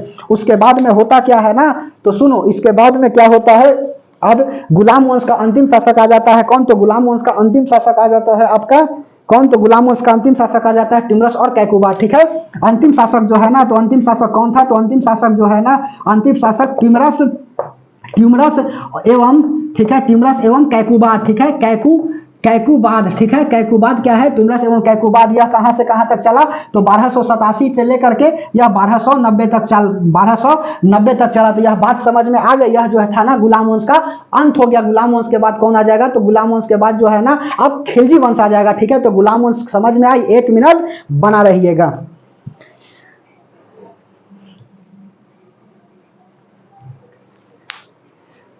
चलिए अभी तो 38 मिनट ही हुआ है, ठीक है, मिटा दे। चलो समझ में आ गई बात, पूरे कहानी बता दिए गुलाम वंश के बारे में। यहां से गुलाम वंश पूछे तो कंफर्म आपसे अब एक भी सवाल नहीं छूटेगा, ठीक है, यदि इतना याद है तो नहीं छूटेगा सवाल, ठीक है। गुलाम वंश हो गया, गुलाम वंश समझ में आ गई बात। गुलाम वंश के बाद अगला क्या लिखेगा, तो गुलाम वंश के बाद लिख लीजिए अगला गुलाम वंश, गुलाम वंश के बाद लिख लो दूसरा खिलजी वंश, ठीक है, खिलजी वंश, खिलजी वंश। खिलजी वंश का कब से कब तक शासन कर रहा, तो 1290 से लेकर के 1320 तक रहा, ठीक है। खिलजी वंश का संस्थापक कौन है, तो इसका संस्थापक जो है ना वह जलालुद्दीन फिरोज खिलजी, ठीक है। संस्थापक कौन है, जलालुद्दीन फिरोज खिलजी, जलालुद्दीन फिरोज खिलजी, जलालुद्दीन फिरोज खिलजी, ठीक है। जलालुद्दीन फिरोज खिलजी क्या है, इसका संस्थापक है। यह करता क्या है ना, यह जो अपने भतीजा दक्षिण भारत, भतीजा अपने दक्षिण भारत में क्या करता है, भतीजा को भेजता है दक्षिण भारत जीतने के लिए, अलाउद्दीन खिलजी को, ठीक है। और अलाउद्दीन खिलजी जीत करके आता है और उसके बाद में करता क्या है ना, इसकी बेटी से क्या कर लेता है, शादी कर लेता है और इसकी हत्या कर देता है, ठीक है। तो नेक्स्ट शासक कौन बनता है, तो सेकंड जो है ना, सेकंड शासक जो है, सेकंड शासक कौन बनता है, तो सेकंड शासक जो है ना वह बनता है आपका अलाउद्दीन खिलजी, ठीक है। अलाउद्दीन खिलजी, ठीक है। अलाउद्दीन खिलजी क्या करता है, नेक्स्ट शासन बनता है। इसी को हम लोग क्या बोलते हैं, तो इसी को हम लोग बोलते हैं अली गुरसप्पा, बचपन का नाम था, ठीक है। यार मेरा जाने मन, बचपन का प्यार मेरा भूल नहीं जाना रे, बचपन का नाम मेरा भूल नहीं जाना रे। अलाउद्दीन खिलजी का नाम क्या था, अली गुरसप्पा, अली गुरसप्पा, ठीक है। अली गुरसप्पा या अपने आप को क्या करता था, अपने आप को जो है ना सिकंदर द्वितीय कहा, ठीक है, सिकंदर द्वितीय कहा, अपने आप को सिकंदर द्वितीय कहा। उसके बाद में जो है ना यह करता क्या है ना, तो इसके समय जो है ना कहा ना कि जो भूमि दिया गया है टैक्स में वह क्या हो जाएगा, तो खालसा हो जाएगा, मतलब सरकारी हो जाएगा, ठीक है। दान भूमि क्या हो जाएगा, तो दान भूमि खालसा हो जाएगा। खालसा का मतलब हो जाएगा कि सरकारी हो जाएगा। उसके बाद में अगला क्या हो गया, पहला दान भूमि सरकारी हो जाएगा और क्या लिखिएगा, दान भूमि क्या हो गया, सरकारी हो गया। गरीबों का टैक्स मुक्त, टैक्स जो है ना समाप्त, टैक्स क्या हो गया, समाप्त हो गया। उसके बाद में त्योहार बंद हो गया, छोटे मोटे त्योहार बंद, ठीक है, त्योहार बंद लिखो ना, छोटा त्योहार जो है ना बंद हो गया। उसके बाद में चौथा क्या होगा, अमीरों से मिलना बंद, ठीक है, अमीरों से मिलना बंद। यह क्या करता है, घोषणा कर देता है, मिलना बंद। उसके बाद में यह सैनिक को वेतन कैसे देता था, तो सैनिक को वेतन जो है मेरे दोस्त, सैनिक का वेतन देता था यह, तो सैनिक का वेतन जो है ना यह देता था पैसा के रूप में, रुपया देता था। और रुपया कैसा देता था, तो वार्षिक रूप देता था, ठीक है, रुपया देता था वार्षिक। जबकि जो है ना आपका इल्तुतमिश क्या करता है, तो एकता व्यवस्था लाता है और भूमि देता है, पैसा नहीं दे करके क्या कर दिया, भूमि दे दिया, ठीक है। तो सैनिक का वेतन क्या करता है, रुपया वार्षिक देता है। उसके बाद में यह करता क्या है ना, तो अलाउद्दीन खिलजी जो है ना घोड़ा दागने की शुरुआत करता है, घोड़ा दागने की शुरुआत, ठीक है। घोड़ा दागने की शुरुआत किसके द्वारा हुई, तो घोड़ा दागने की शुरुआत जो है ना अलाउद्दीन खिलजी के द्वारा होता है, ठीक है। अलाउद्दीन खिलजी के द्वारा घोड़ा दागने की शुरुआत हो जाती है। अलाउद्दीन खिलजी जो है ना यह करता क्या है ना, निजामुद्दीन औलिया, दिल्ली शासक थे निजामुद्दीन, ठीक है, निजामुद्दीन औलिया के ऊपर आक्रमण, निजामुद्दीन औलिया के ऊपर क्या किया, निजामुद्दीन औलिया के ऊपर आक्रमण किया, लेकिन पराजित, ठीक है, आक्रमण, लेकिन क्या होता है परिणाम में निकलता है पराजित, हार गया, ठीक है। अलाउद्दीन खिलजी क्या कर गया, हार गया। उसके बाद में यह करता क्या ना, इसके समय टैक्स लिख लो, टैक्स जो है ना खुम्स खराज चरी धरी, ठीक है, लिख लो ऐसे खुम्स। उसके बाद में खराज, खुम्स हो गया, खराज हो गया, चरी हो गया, ठीक है, जजिया जकात खुम्स खराज चरी धरी, ऐसे लिखो। इस तरह से बोलना है कि आपको भी याद आ जाए। जजिया हो गया, जजिया हो गया, जकात, जजिया जकात खुम्स खराज, जजिया जकात खुम्स खराज चरी धरी, ठीक है, चरी हो गया और उसके बाद में धरी हो गया। पूरा नहीं लिखेंगे, जजिया का नो मुस्लिम टैक्स, ठीक है, नो मुस्लिम टैक्स, मुस्लिम नहीं है, ठीक है। यह क्या है, जजिया जकात नो मुस्लिम टैक्स, यह जो है ना क्या था, नो मुस्लिम टैक्स। उसके बाद में बिना मुस्लिम के, उसके बाद में गैर मुस्लिम हो गया, यहाँ पर मुस्लिम वाला टैक्स। उसके बाद में सैनिक टैक्स, ठीक है, सैनिक टैक्स, यहाँ पर खराज, मुस्लिम का भूमि टैक्स, मुस्लिम का भूमि टैक्स, ठीक है। उसके बाद में चरी, कृषि, चरी जो है ना चरी धरी, चरी जो है ना कृषि टैक्स हो गया और यह धरी जो है ना मकान टैक्स हो गया, ठीक है, मकान टैक्स हो गया। अलाउद्दीन खिलजी के समय जो है ना यह होता क्या है ना, तो अलाउद्दीन खिलजी के समय जो है 27 बार मंगोल वाला आक्रमण किया और यह बेचारा त्रस्त होकर के क्या करता है, अपना हार सब स्वीकार कर लेता है, ठीक है। तो 27 बार क्या करता है, मंगोल शासक जो है ना इस पर आक्रमण करता है। 27 बार मंगोल द्वारा आक्रमण हुआ, मंगोलों द्वारा आक्रमण, ठीक है, आक्रमण हुआ। यह करता क्या है ना जी, तो सुनो, यह दक्षिण भारत को जीतने के लिए किसको भेजता है, नुसरत खान को भेजता है और नुसरत खान जाता है और दक्षिण भारत को जीत जाता है, ठीक है। नुसरत खान गया और उसके बाद में दक्षिण भारत को जीत गया। दक्षिण भारत को जीत गया तो कहा कि वाह मेरे दोस्त, मेरे बेटा, मेरे सैनिक, ठीक है, तुम तो क्या कर दिया, दक्षिण भारत को जीत गया, अब हम व्यापार जो है ना दक्षिण भारत तक करेंगे। इसके समय जो है ना सेनापति कौन कौन था, तो इसके समय सेनापति लिख लो। सेनापति जो है ना कौन कौन था लिख लीजिए। सेनापति जो है ना, एक हो गया नुसरत खान हो गया, नुसरत खान हो गया, उसके बाद में उल्लुम खान हो गया, नुसरत खान, उल्लुम खान, ठीक है, जाफर खान, और नुसरत खान, उल्लुम खान, जाफर खान, और एक कौन था जी, जाफर खान, और एक 1000 दिनारी के तहत हम लोग जानते हैं, ठीक है, नुसरत खान, उल्लुम खान, जाफर खान, और एक और क्या था जी, जाफर खान के बाद 1000 दिनारी के तहत हम लोग जानते हैं, ठीक है, 1000 दिनारी लिखो ना, 1000 दिनारी, ठीक है, 1000 दिनारी, 1000 दिनारी के तहत क्या करते हैं जानते हैं, तो नुसरत खान, उल्लुम खान, जाफर खान, और उसके बाद में 1000 दिनारी, ठीक है, 1000 दिनारी के तहत किसे जाना जाता है, कमेंट सेक्शन में कमेंट करिए, ठीक है, दिमाग से निकली हुई है, 1000 दिनारी के तहत किसे जाना जाता है, नुसरत खान, उल्लुम खान, जाफर खान और मलिकाफुर, ठीक है। मलिकाफुर को क्या कहा जाता है, तो मलिकाफुर को जो है ना, मलिकाफुर को ही क्या कहा जाता है, 1000 दिनारी कहा जाता है। जब यह गुजरात में आक्रमण करता है ना, तो एक गुलाम शासन मिलता है 1000 रुपया में, जिसको 1000 दिनारी के तहत कहते हैं, ठीक है, 1000 दिनारी के तहत जानते हैं। यह जो है ना छक्का था, थर्ड जनरल था, ठीक है, थर्ड जनरल था 1000 दिनारी। तो 1000 दिनारी जो है ना वह खरीदने वाला कौन है, तो अलाउद्दीन खिलजी है। कहां पर मिला, तो गुजरात में जब यह आक्रमण किया ना, तो आक्रमण करते समय जो है ना गुलाम यह मिला 1000 रुपया में, इसीलिए इसको 1000 दिनारी के तहत जानते हैं, ठीक है, जिसको हम लोग क्या बोलते हैं, तो मलिकाफुर बोलते हैं। मलिकाफुर क्या था, तो थर्ड जनरल था। उसके बाद में अलाउद्दीन खिलजी के बाद आ जाता है कौन, तो अलाउद्दीन खिलजी के बाद आ जाता है आपका मुबारक खिलजी, ठीक है, मुबारक फिरोज खिलजी कोई लिखता है, अलाउद्दीन मुबारक फिरोज खिलजी, इस तरह से नाम था, ठीक है। तो थर्ड जो है ना, थर्ड कौन हो गया, तो थर्ड जो है ना अलाउद्दीन खिलजी के बाद मुबारक खिलजी, खाली लिखो ना मुबारक खिलजी, मुबारक फिरोज खिलजी लिखेगा, मुबारक फिरोज खिलजी जो था ना, यह अयोग्य था। कहां से कहां तक शासन चला, तो सुनो, इसका जो है ना जलालुद्दीन फिरोज खिलजी का शासन जो है ना 1290 से लेकर के 96 तक चला। इसका 96 से लेकर के इसका 1316 तक चला, और इसका मुबारक खिलजी का 1316 से लेकर के 20 तक चला, ठीक है। तो यही तो है 1290 से लेकर के 1320, ठीक है, 1290 से लेकर के 1320। मुबारक खिलजी जो है ना, यह ऐसा था ना कि अपने दरबार में जो है ना दरबारियों का रिस्पेक्ट ही नहीं करता था। यह करता क्या था ना मुबारक खिलजी करता क्या था कि दरबारियों के सामने जो है ना, अपने सेनापति के सामने बिना वस्त्र आ जाता था, ठीक है, दरबार में बिना वस्त्र आ जाता था, बिना कपड़ा पहने हुए आ जाता था।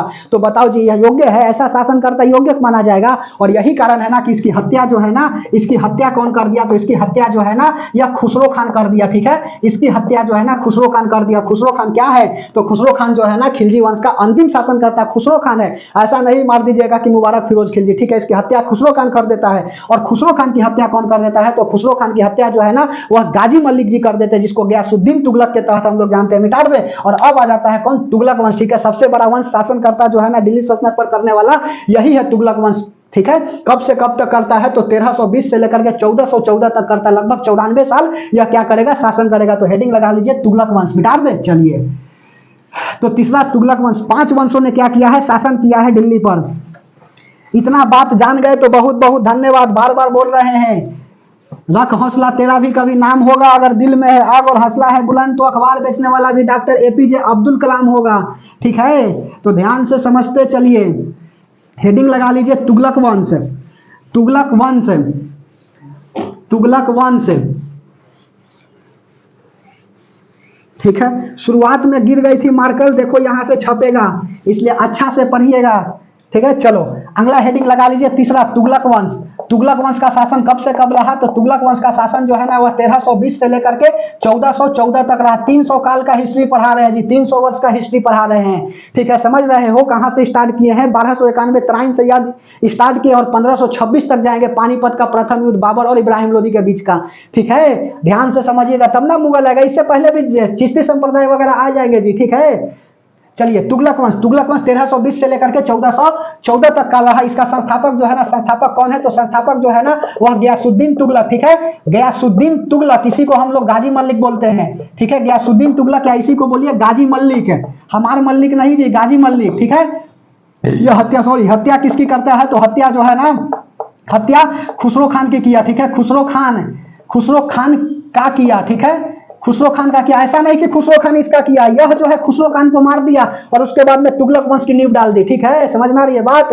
गयासुद्दीन तुगलक क्या करता है, यह खुसरो खान की हत्या कर देता है। खिलजी वंश का अंतिम शासक खुसरो खान की हत्या गयासुद्दीन तुगलक कर देते हैं, जिसको गाजी मल्लिक के तहत जाना जाता है, और इस तरह से खिलजी वंश का अंत हो जाता है और तुगलक वंश की नींव आ जाती है। ठीक है, जिसके संस्थापक जो है ना गयासुद्दीन तुगलक है। गयासुद्दीन तुगलक जो है ना सबसे पहले नहर का निर्माण करवाया था। ठीक है, बीपीएससी में मेंस लिखने के लिए आता है, यदि आपके अंदर वर्ड पावर नहीं है तो मेंस कबो नहीं लिखाएगा। ठीक है, गयासुद्दीन तुगलक, गयासुद्दीन तुगलक क्या है, तो गयासुद्दीन तुगलक जो है ना पहली बार नहर निर्माण करवाया। और ग्रुप 2 के लिए स्टडी कर रहे हैं तो फिर तो दिक्कत ही नहीं है, जो जो ऊपर वाला बात है पढ़ लीजिए। ठीक है, पहली बार नहर बनवाया। ठीक है, पहली बार नहर बनवाया, समझ में आई बात। पहली बार क्या किया, तो नहर बनवाने वाला कौन है, तो पहली बार नहर बनवाने वाला जो है ना गयासुद्दीन तुगलक है। ठीक है, जबकि नहरों का जाल किसने बिछाया, सर्वाधिक बाग बगीचा, सर्वाधिक नहर किसके शासनकाल में बना, तो सर्वाधिक जो है ना यह बनता है फिरोज शाह तुगलक के समय। ठीक है, फिरोज शाह तुगलक। ठीक है, फिरोज शाह तुगलक के समय क्या होता है, तो फिरोज शाह तुगलक के समय जो है ना सर्वाधिक यह क्या होता है, तो नहरों की जाल बिछाई जाती है, सर्वाधिक बाग बगीचा। ठीक है, सर्वाधिक जो है ना इसके समय दास प्रथा थी, जिसके लिए दीवान ए बंदगान की स्थापना भी किया। ठीक है, दीवान दारुल सफा, गरीबों के इलाज के लिए स्थापना किया है जी। ठीक है, यह सब बात बताते हैं, फिरोज शाह तुगलक के पास पहुंचने दो। नहरों का जाल फिरोज शाह तुगलक, या गयासुद्दीन तुगलक करता है ना क्या, कि निजामुद्दीन औलिया के ऊपर आक्रमण करता है। ठीक है, क्यों करता है से कहानी समझ लो 2 मिनट। ठीक है, इसका जो है ना इसका भतीजा था या बेटा था, बेटा लिखो ना। ठीक है, कहीं कहीं भतीजा भी लिखता है। इसका बेटा जो है ना, बेटा कौन था, तो बेटा जो है ना मोहम्मद बिन तुगलक। ठीक है, एमबीटी मोहम्मद बिन तुगलक, मोहम्मद बिन तुगलक, इसको जौना खान लिखो सबसे पहले। बेटा जो है ना जौना खान। ठीक है, जौना खान को करता क्या है ना, जौना खान को जो है यह बंगाल और तेलंगाना को जीतना चाहता था, यह बंगाल को जीतने के, बंगाल बोल रहे हैं, तेलंगाना को जीतने के लिए जौना खान को भेज दिया। तेलंगाना को जैसे ही भेज दिया ना जीतने के लिए, तो यह जौना खान आ गया, जीत करके तेलंगाना को जीत करके आ गया। जौना खान तेलंगाना को जीत लिया। ठीक है, तेलंगाना को जीता तथा उपलक्ष्य में क्या मिला, उपलक्ष्य में जो है ना इनको उपलक्ष्य में क्या मिलता है, तो इसको मोहम्मद बिन तुगलक की उपाधि मिलती है। ठीक है, मोहम्मद बिन तुगलक का क्या करता है, उपाधि मिलता है, किसके द्वारा, तो गाजी मल्लिक के द्वारा उपाधि मिलता है। और तेलंगाना का नाम जो है ना क्या रख दिया, सुल्तानगढ़। ठीक है, तेलंगाना का नाम क्या कर दिया, तो तेलंगाना का नाम जो है ना वह सुल्तानगढ़ रख दिया। तो सुल्तानगढ़ तेलंगाना का नाम रखने वाला कौन है, तो तेलंगाना का नाम रखने वाला जो है ना वह सुल्तानगढ़ है। एमबीटी मोहम्मद बिन तुगलक यह जीत करके आया। तो बंगाल को जीतने के लिए जो है ना यह बेटा स्वयं गया बंगाल को जीतने। ठीक है, बंगाल को जीतने स्वयं गया। ठीक है, जितने स्वयं गया, और स्वयं गया ना तो हुआ का ना कि बंगाल में कुछ हाथ नहीं लगे। ठीक है, जब कुछ हाथ नहीं लगा ना तो यह करता क्या है ना, निजामुद्दीन औलिया को सीधे बंगाल से कहता है ना कि हम आ रहे हैं दिल्ली में, और दिल्ली में क्या करेंगे, आकर के आपके ऊपर आक्रमण करेंगे। तो निजामुद्दीन औलिया कहे कि ठीक है बेटा आ जाना, दिल्ली में आक्रमण कर देना। ठीक है, लेकिन अभी सबसे पहले बंगाल से तो जीत करके आओ। तो बंगाल में कुछ हाथ नहीं लगी थी, यही चाह रहा था कि हम जाएंगे अपने शासनकर्ता के पास, अपने सैनिक के पास, तो क्या होगा, सैनिक हमारा भाषा देख करके समझ जाएंगे और उपहास उड़ा देंगे। इसलिए हम करते क्या है ना कि निजामुद्दीन औलिया के ऊपर आक्रमण कर देते हैं और जीत जाते हैं। तो निजामुद्दीन औलिया के ऊपर कहा कि हम आते हैं दिल्ली में और आपके ऊपर क्या करेंगे, आक्रमण कर देंगे। तो यह कहता है निजामुद्दीन औलिया ना कि ठीक है बेटा आ जाना, लेकिन अभी दिल्ली दूर है। ठीक है, समझ में आई बात। तो दिल्ली दूर है कहने वाला कौन है, निजामुद्दीन औलिया। क्यों कहा, कहानी समझ में आ गई। ठीक है, कि बंगाल को जीतने के लिए गया, कुछ हाथ नहीं लगी, तो यह गयासुद्दीन तुगलक सोचा ना कि हम जा करके क्या कर देते हैं, निजामुद्दीन औलिया के ऊपर आक्रमण कर देते हैं, जिससे निजामुद्दीन औलिया हार मान लेंगे और हम दिल्ली को जीत जाएंगे। इसलिए सीधा निजामुद्दीन औलिया भी चेता दिया कि आजा बेटा दिल्ली अभी दूर है। ठीक है, तो दिल्ली दूर है कहने वाला व्यक्ति कौन है, निजामुद्दीन औलिया। निजामुद्दीन औलिया का शिष्य कौन है, अमीर खुसरो। अमीर खुसरो बहुत ही खतरनाक कवि थे जी। ठीक है, यह ऐसा कवि थे ना कि महिलाएं की जब जल रही थी हाथ ना भूजा, तो वह बेचारे कह रहे थे कि देखो देखो भूजा जल करके गिर रही है। ठीक है, यह अमीर खुसरो, यह देखने में बहुत ही सीधे साधे थे, बहुत खच्चर टाइप के कवि थे। तोता ये हिंद के तहत अमीर खुसरो को जाना जाता है। तबला सितारवाद का प्रसिद्ध करता जो है ना, प्रसिद्ध करता बोल रहे, खोज करता जो है ना कौन है, तो यही अमीर खुसरो जी है। ठीक है, दिल्ली साहित्य काल में कवि अमीर खुसरो बहुत प्रसिद्ध हुए। यह समझ रहे हो, बलबन से लेकर के गयासुद्दीन मोहम्मद बिन तुगलक का काल देखेगा, समझ में आई बात। तारीख है, दिल्ली के लेखक कौन है, तो यही अमीर खुसरो जी है। और अमीर खुसरो क्या है, अमीर खुसरो की गुरु जो है ना निजामुद्दीन औलिया जी, निजामुद्दीन औलिया, जिसमें दोनों का मकबरा जो है ना मरने के बाद दिल्ली में ही स्थापित किया गया। ठीक है, तो बंगाल को जीतने स्वयं गया, नहीं जीतने पर क्या किया, यह जो है ना निजामुद्दीन औलिया के ऊपर आक्रमण करने को कहा। और निजामुद्दीन औलिया ने क्या कहा, निजामुद्दीन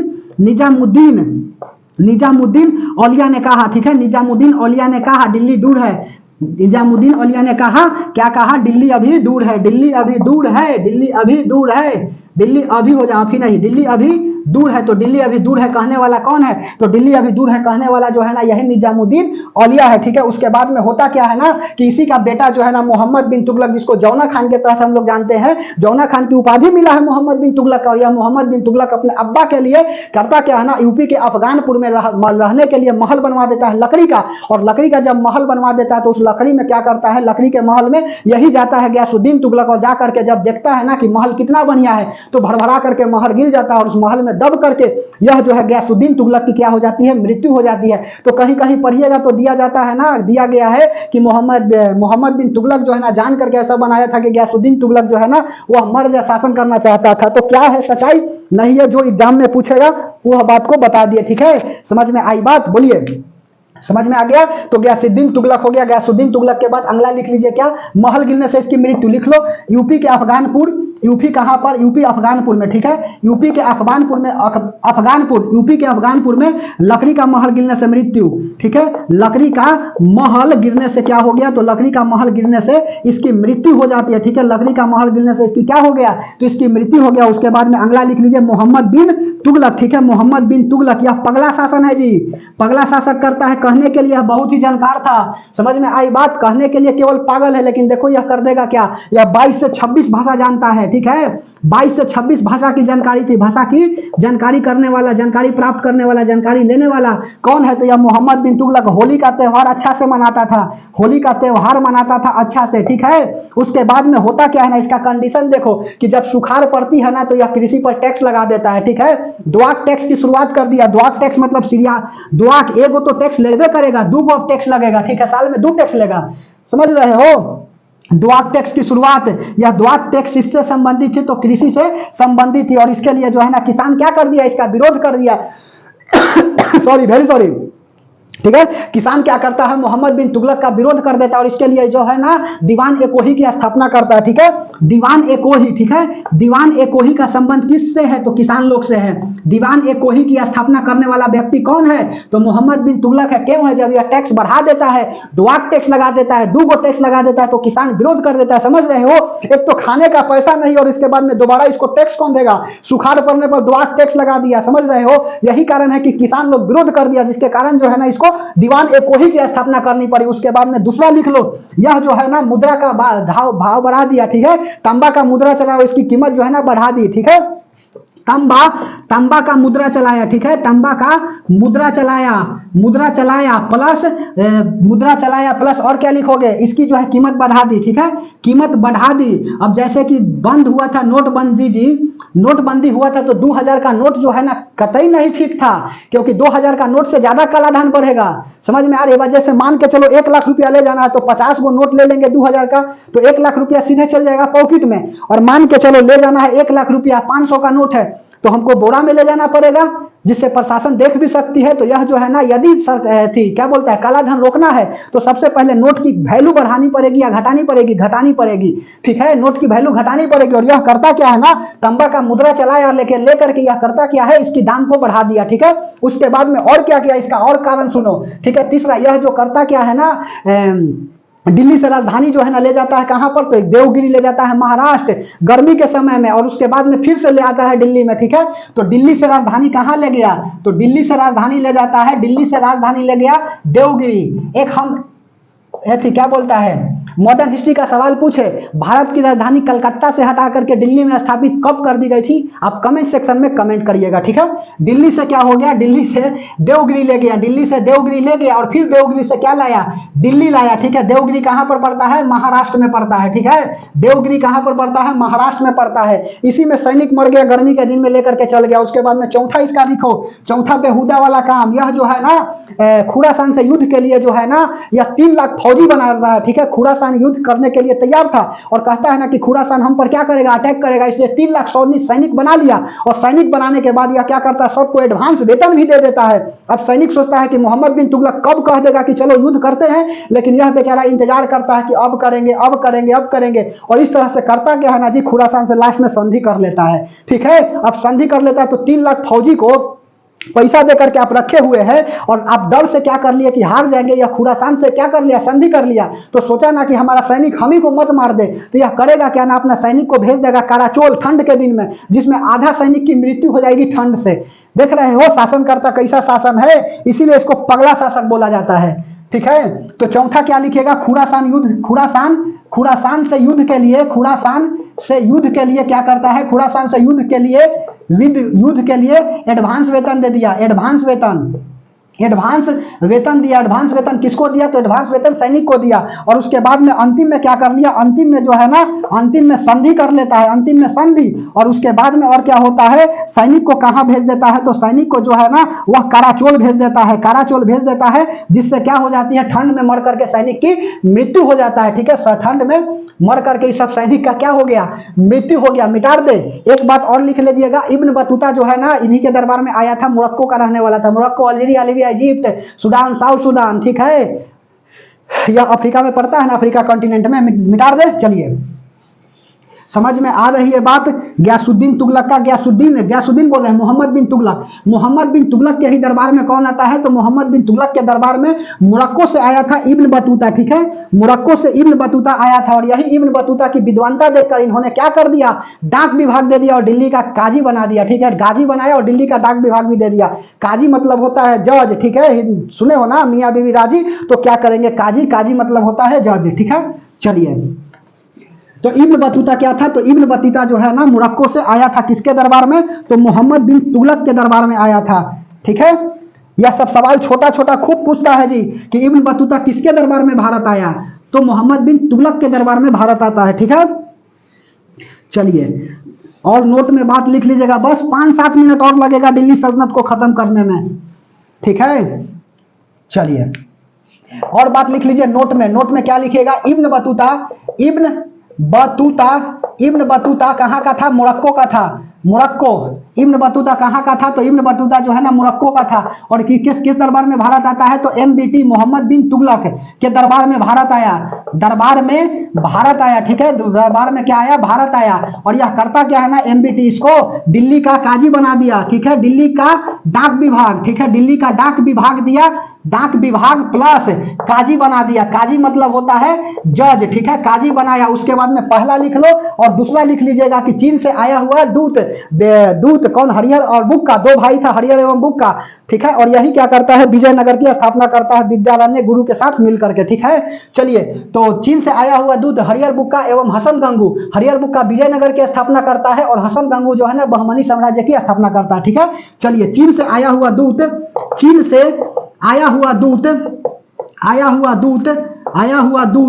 हसन गंगू क्या करता है, हसन गंगू जो है ना यह बहमनी साम्राज्य की स्थापना करता है, बहमनी साम्राज्य की स्थापना करता है, एवं बहमनी साम्राज्य की स्थापना किया, एवं हरिहर तथा बुक्का एवं प्लस लिखो ऐसे, प्लस हरिहर एवं बुक्का। ठीक है, हरिहर एवं बुक्का विजयनगर की स्थापना की, हरिहर एवं बुक्का विजयनगर की स्थापना, विजयनगर की क्या किया, तो विजयनगर की स्थापना किया। ठीक है, हरिहर एवं बुक्का जो है ना यह क्या करता है, तो विजयनगर की स्थापना करता है। ठीक है, बोलिए समझ में आ रही है। अब इसका अंतिम शासक कौन है, तो नसीरुद्दीन मसूद। ठीक है, अंतिम शासक कौन थे, तो अंतिम शासक लिख लो, अंतिम शासक करने वाला कौन है, तो अंतिम शासक जो है ना वह नसीरुद्दीन मसूद,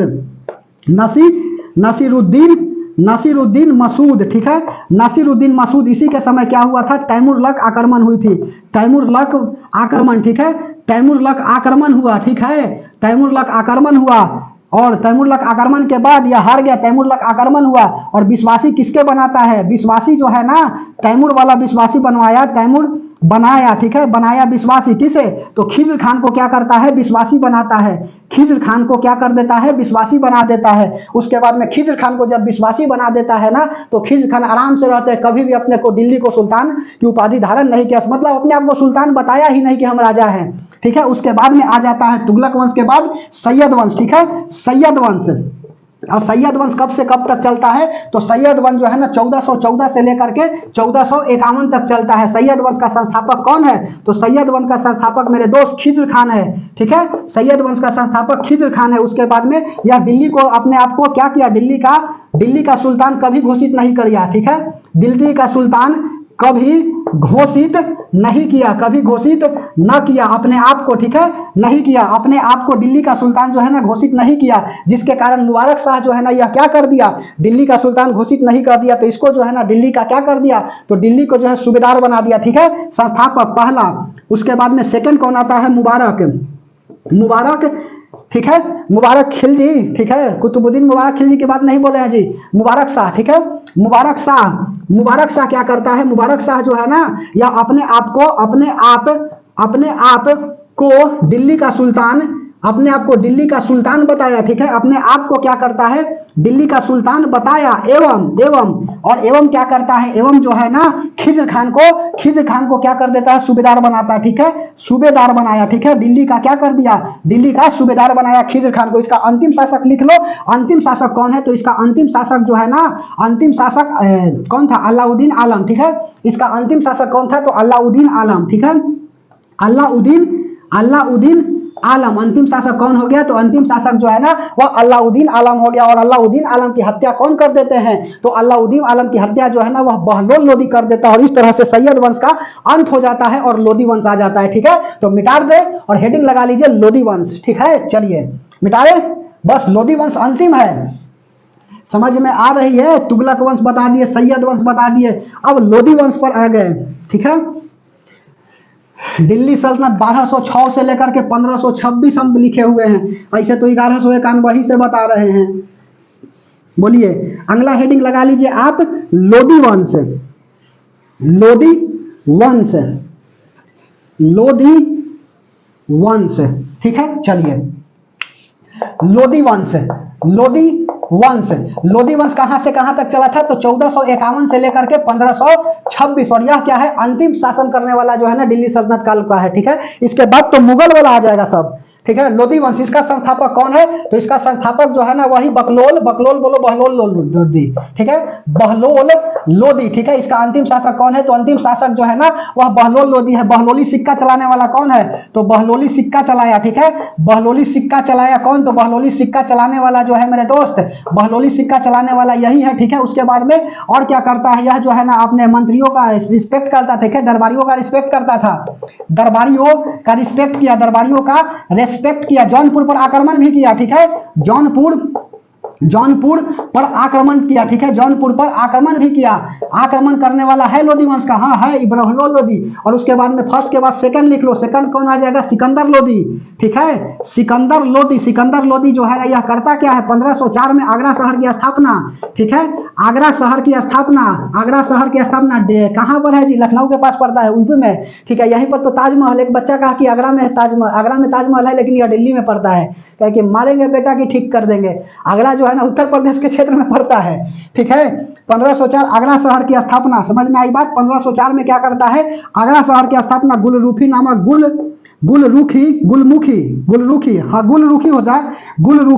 पत्रिका निकाली। ठीक है, गुलरुखी नामक पत्रिका निकाली किसने? तो यह सिकंदर लोदी ने निकाली। उसके बाद में ली होगा जी, निकाली। ठीक है, उसके बाद में और क्या लिखिएगा?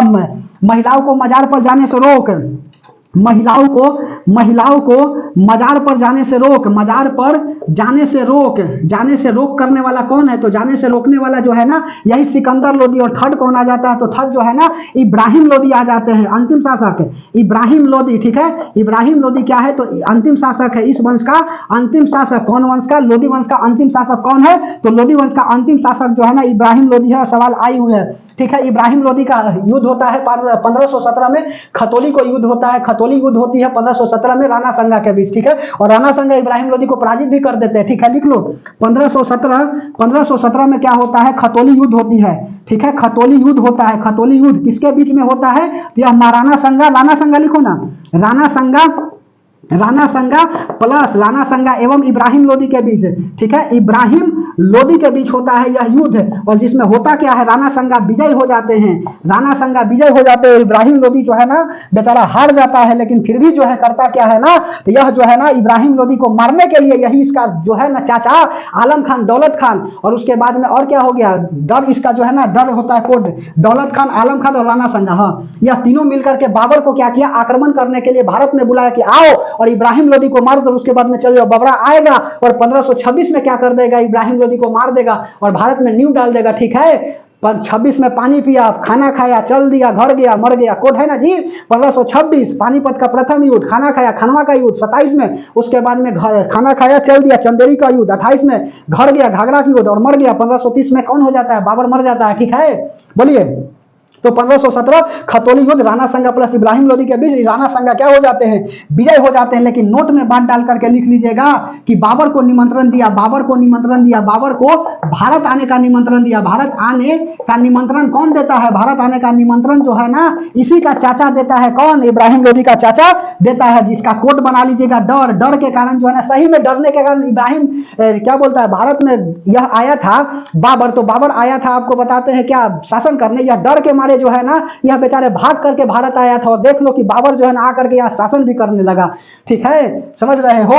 तो डर 10 डी से हो गया आपका दौलत खान, ठीक है, तो याद रखिएगा कि बाबर डर के कारण भारत आया था, तो डी डर दौलत खान हो गया, उसके बाद में ए से हो गया आलम खान, ठीक है, चाचा थे आलम खान, उसके बाद में चाचा थे कल इब्राहिम लोदी, हम थोड़ी, ठीक है, दौलत खान, आलम खान, और उसके बाद में राणा संगा, ठीक है, राणा संगा, यह मिल करके क्या करता है, बुलाता है भारत में बाबर को, और बाबर बेचारा आता है और यही क्या करता है 1526 में, ठीक है, मुगल वाला में पढ़ाएंगे 1526 पानीपत का प्रथम युद्ध, ठीक है, पानीपत का प्रथम युद्ध में क्या हो जाता है, प्रथम युद्ध में इब्राहिम लोदी की मृत्यु हो जाती है, किसके द्वारा, तो इब्राहिम लोदी की मृत्यु हो जाती है बाबर के द्वारा, ठीक है। अब एक और लिखोगे तो बात जल्दी में लिख लो, दिल्ली सल्तनत काल की वास्तुकला, ठीक है, दिल्ली सल्तनत काल खत्म हो गया, दिल्ली सल्तनत काल की वास्तुकला, ठीक है, वास्तुकला में सबसे पहले देखो इसमें क्या बना, तो कुंभद बना, मस्जिद बना,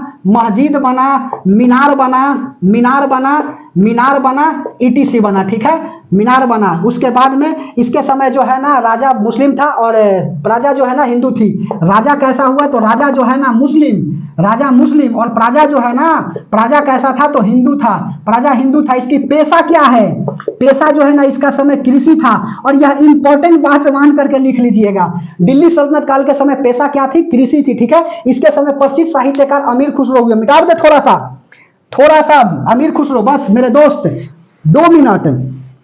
अमीर खुसरो देख लीजिए, साहित्यकार, प्रसिद्ध साहित्यकार अमीर खुसरो के बारे में देख लीजिए। फिर जो है ना अब बहमानी बोल रहे हैं, विजयनगर की स्थापना जो है ना हरियर बुक्का वाला कहानी बता देंगे नेक्स्ट वाला में, और उसके बाद में ले चल जाएंगे आपका भक्ति काल खत्म करते हुए, ठीक है, और उसके बाद में एक क्लास और लेंगे इसके ऊपर ना, तो मुगल उगल सब निपटा देंगे, ठीक है, बोलिए। तो क्या लिखिएगा, तो इसके समय प्रसिद्ध साहित्यकार, दिल्ली सल्तनत के समय जो है ना साहित्यकार, प्रसिद्ध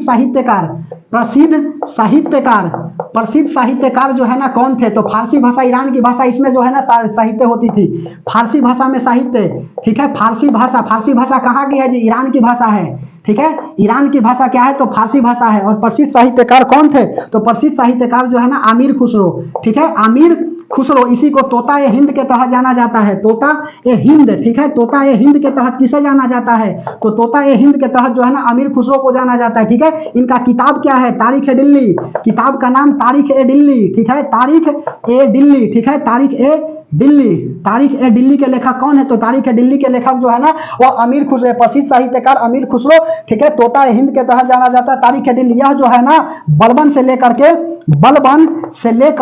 से लेकर मोहम्मद बिन तुगलक MBT तक को देखा था, तो कहा जाता है ना कि यह दिल्ली को बहुत करीब से देखा, दिल्ली को बहुत करीब से देखा है, बहुत करीब से देखा है। आप समझ रहे हो, अलाउद्दीन खिलजी जो है ना, यह जो है ना रत्नावली, रानी पद्मावती के लिए, रत्नावली पर चित्तौड़गढ़ के राजा रत्नावली पर क्या करता है, आक्रमण करता है पद्मावती के लिए, ठीक है। यह बेचारे देखते थे ना कि हा क्या बात है जी, यह तो अलाउद्दीन खिलजी के समय देखबे नहीं किए, ठीक है, यह तो बलबन के काल को देखा, समझ में आ रही है। बलबन देखा तो अलाउद्दीन तो देख लिया, बलबन तो आपका गुलामी में था, वेरी सॉरी। तो यह जो है ना इस समय महिलाएं जो है अलाउद्दीन खिलजी के समय सबसे ज्यादा जौहर की थी। जौहर का मतलब होता है ना कि अपने इज्जत सामान को बचाने के लिए महिलाएं जो है ना वह आग में कूद जाती थी, लेकिन कहती थी ना कि हम अपना इज्जत को नहीं जाने देंगे। ठीक है, धन गया ना गया कुछ भी, स्वास्थ्य गया कुछ जाता है, स्वाभिमान जो गया मनुष्य का समझो सब कुछ चला जाता है। और यही कारण है ना कि अलाउद्दीन खिलजी के समय बहुत सारे महिलाएं जो है ना वह जौहर कर ली थी। ठीक है, और यह जब जौहर कर रहे थे तो अमीर खुसरो देखने में यह जो है ना सीधे साधे लगते हैं, लेकिन अमीर खुसरो जो है ना जब महिलाएं जल रही थी और जल करके उसका भूजा गिर रहा था, बाजू गिर रहा था, तो देख रहे थे और हंस रहे थे कि देखो देखो भूजा गिर गया। समझ में आई बात? यह ऐसे थे जी कवि। तो अमीर खुसरो को तोता हिंद के तहत जाना जाता है। तारीख है दिल्ली के लेखक कौन है? किताब का नाम है अमीर खुसरो जी है। उसके बाद में अमीर खुसरो का गुरु लिख लो। गुरु कौन है? तो निजामुद्दीन औलिया। ठीक है, निजामुद्दीन औलिया। यही निजामुद्दीन औलिया जो है ना कहे थे ना दिल्ली अभी दूर है। गयासुद्दीन तुगलक जब बंगाल को जीतने गया और कुछ नहीं मिला तो कहा कि हम दिल्ली पर आक्रमण करेंगे, तो निजामुद्दीन औलिया कहा कि दिल्ली अभी दूर है। समझ में आई बात? अफगानपुर में मोहम्मद बिन तुगलक मरवा देता है किसको? गयासुद्दीन तुगलक, जिसको गाजी मल्लिक कहते हैं। अभी ना बताए जी, निजामुद्दीन औलिया। ठीक है, निजामुद्दीन औलिया के ऊपर क्या गयासुद्दीन तुगलक ही ऐसा बोला था? बात नहीं, अलाउद्दीन खिलजी ने आक्रमण किया था, लेकिन अलाउद्दीन खिलजी को मोहम्मद थी निजामुद्दीन औलिया क्या कर दिया? तो निजामुद्दीन औलिया मात दे दिया। ठीक है, गुरु निजामुद्दीन औलिया। और इन दोनों का मकबरा कहाँ है? मकबरा जो है ना, मकबरा दिल्ली में है। किसका? तो मकबरा जो है ना दिल्ली में है। किसका किसका? तो मकबरा जो है निजामुद्दीन औलिया का, और प्लस में किसका? तो आमिर खुसरो का। आमिर खुसरो का मकबरा और निजामुद्दीन औलिया का मकबरा दोनों एक साथ कहां पर देखने को मिलता है? दिल्ली में देखने को मिलता है। तो मेरे दोस्त, हमने अपने तरफ से क्या किया है? बेस्ट प्रयास किया है समझाने के लिए। दिल्ली सल्तनत को हमने एक क्लास में क्या कर दिया? लपेट दिया। तराइन के युद्ध से लेकर के पृथ्वीराज चौहान को लेकर के दक्षिण भारत में हम गए थे, पृथ्वीराज चौहान के पास, वासुदेव संस्थापक थे, और हम जो है ना यहाँ पर इब्राहिम लोदी तक क्या है समाप्त कर दिए। एक क्लास में दिल्ली सल्तनत काल को समाप्त करना अपने आप में क्या होता है? चैलेंज होता है। तो मेरे दोस्त, अपने तरफ से हमने बेस्ट प्रयास किया है। अब बताइए कि आपको क्लास कैसा लगा। यदि इतना बात जानते हैं तो आपकी तैयारी जो है बहुत बहुत अच्छा चल रही है, और नहीं जानते हैं तो जानने का प्रयास करिए, क्योंकि बार बार बोलते हैं कि कुछ देर की खामोशी फिर शोर आएगा, और पड़ोसी का वक्त है, हमारा दौर आएगा, क्योंकि पड़ोसी कहा है कि तुमसे नहीं होगा, और हमने जवाब दिया है कि वक्त बताएगा, मैं तेरे औकात से बाहर जाएगा। तो मेरे दोस्त, पड़ोसी को टारगेट करना पड़ेगा, और जब तक तोड़ेंगे नहीं तब तक छोड़ेंगे नहीं। लक्ष्य लेकर के चलनी है। तो हम लोग क्या करते हैं, नेक्स्ट क्लास में मिलते हैं कोई एक नई टॉपिक के साथ। तब तक के लिए धन्यवाद।